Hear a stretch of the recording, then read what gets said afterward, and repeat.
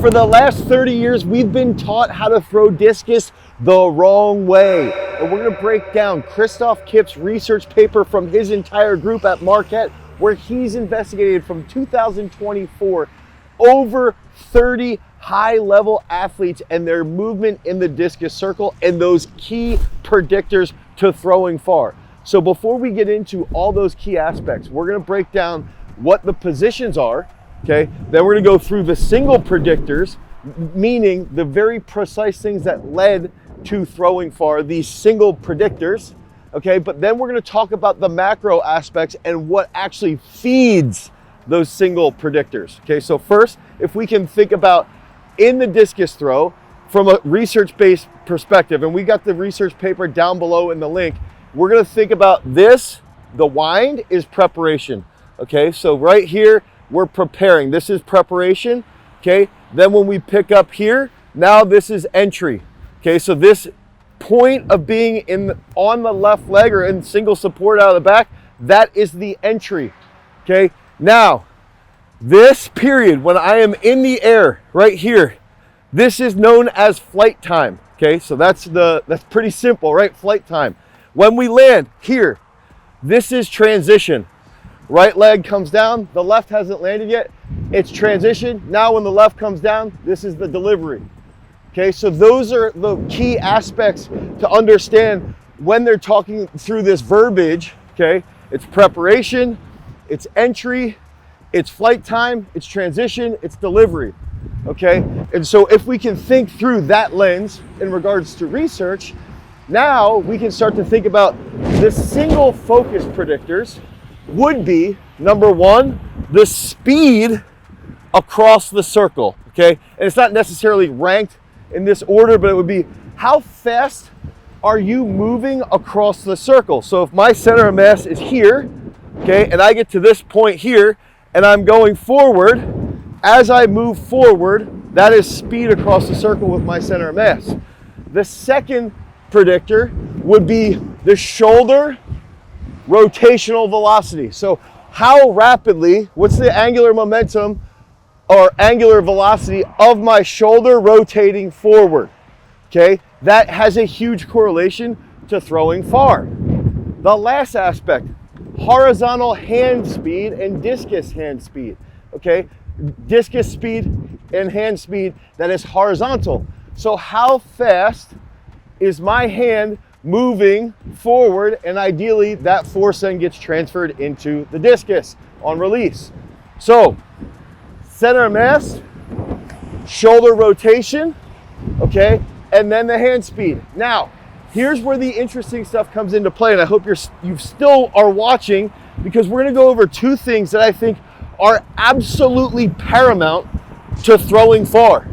Okay, one of the big attributes that Kipp talks about, that Dr. Kipp talks about, is that this is a little bit more abstract, but we're actually seeing that the sequencing, the rhythm, plays a huge role.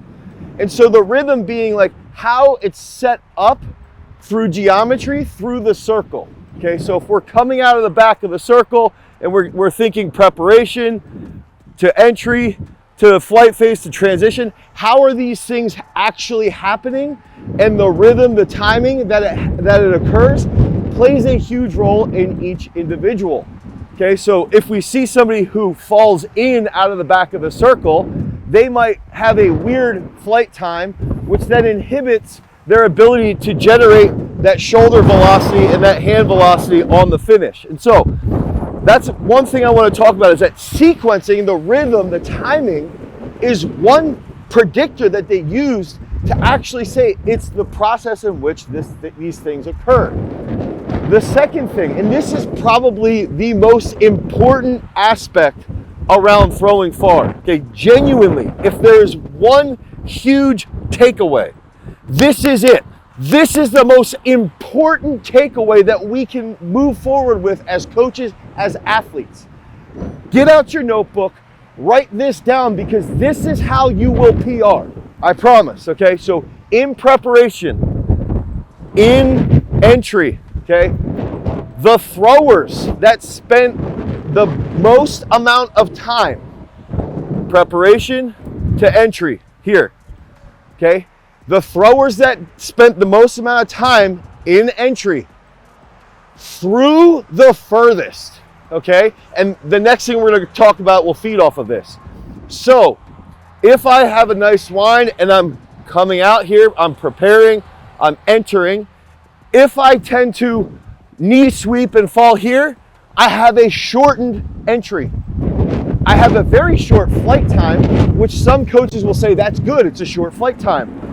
But if we have a short entry, it's not good, you're not gonna throw farther. So if we get onto the left and we spend more time going around, having more rotational velocity here, or more rotational, or more angular momentum here, that sets up to get to the point of this linear momentum moving forward, which contributes to the center of mass speed.